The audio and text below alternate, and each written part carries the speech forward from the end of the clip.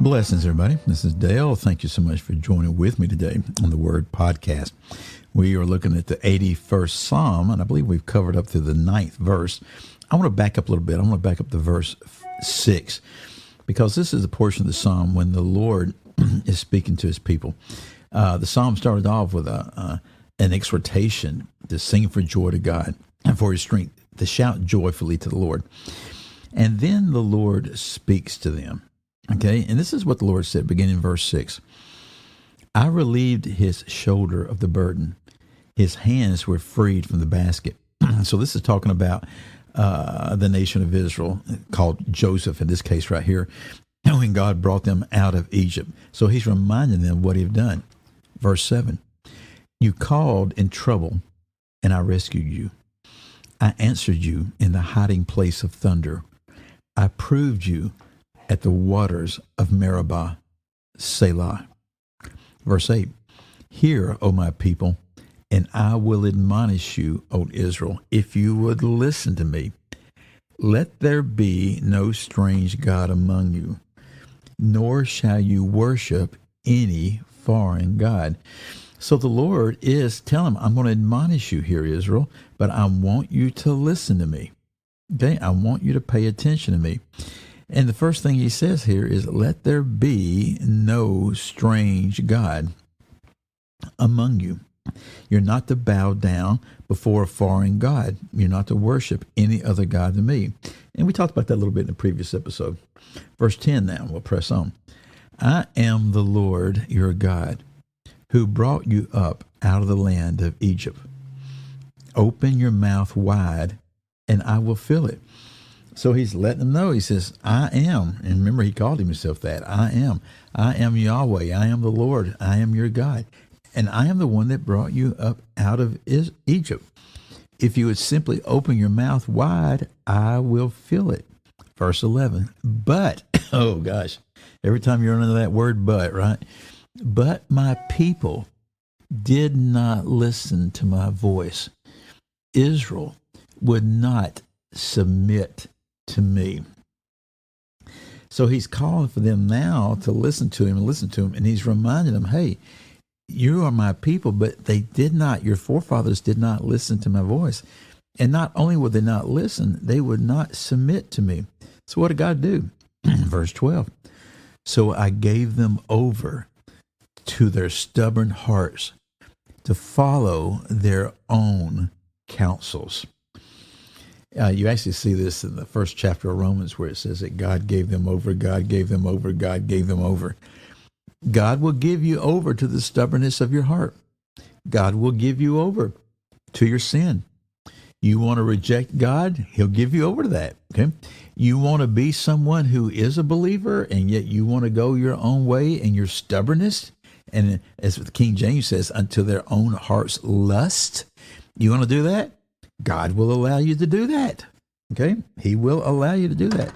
So here he gives them over to that, and to follow their own counsel, their own devices, their own insight, their own interpretations, right? Then the Lord says it again, verse 13. Oh, that my people would listen to me, that Israel would walk in my ways. And so just think about this. This is the Most High God. This is the creator of all that is, who's saying and is desiring for his people to walk in his way, for his people to listen to him. You know, we struggle sometimes when people don't listen to us, okay? When they don't pay attention. Can you imagine the Most High God? And he says, here's what I would do for you, verse 14. I would soon subdue their enemies and turn my hand against their foes. In other words, I'd come against their enemies quickly. I'd come against their adversaries. I'd deal with them. Verse 15, those who hate the Lord would cringe toward him, and their fate would last forever. Lexman says those who hate Yahweh would cringe before him, and their fate would be forever. Let me see what's the New American Standard. Those who hate the Lord would pretend obedience to him, and their time of punishment would be forever. So he's saying, my hand would come against the enemies and against the foes, and they would act like, they would act like they were submitting themselves to me, but they would not.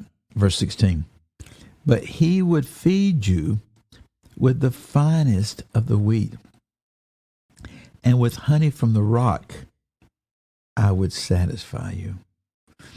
So all three translations say he, but the New American Standard says, but I would feed you. And that is very much the idea that he is a reference to God.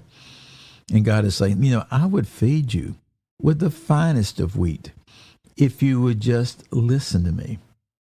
I would take care of your enemies if you would just listen to me.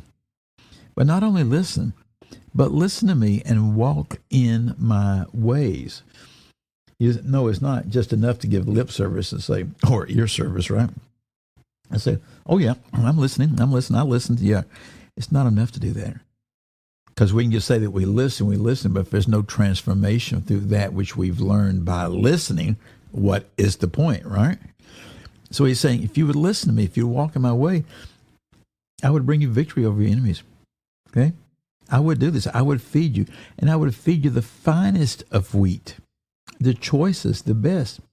And then this little phrase, and I would satisfy you with honey from a rock, or honey in a rock. You say, what is that? It's actually a song about that. If there's honey in the rock, water in the stone. Right? It's a great little worship song that came out 3 or 4 years ago. And people at first thought that was sort of weird, but there's actually 2 or 3 instances in the scripture where you see this. The honey from the rock. And does that mean that honey is actually coming from a physical rock? Well, it could be. Bees could have established a nest up in that rock. Could have done this. But what he's saying is, I'm going to bring you honey. I'm going to bring you the finest wheat. And I'm going to bring it perhaps in a way that you don't even expect it. You usually don't expect to get honey from a rock. You usually don't expect to get water from a rock. But the Lord can do what he wants to do. And that's what he's saying. So folks, may we have eyes to see and ears to hear right here. May we not be as those that the Lord's crying out to right here. May we listen to him, and may we walk in his ways. Well, again, I'm Dale. Thank you for your time, and I'll see you next episode. Goodbye.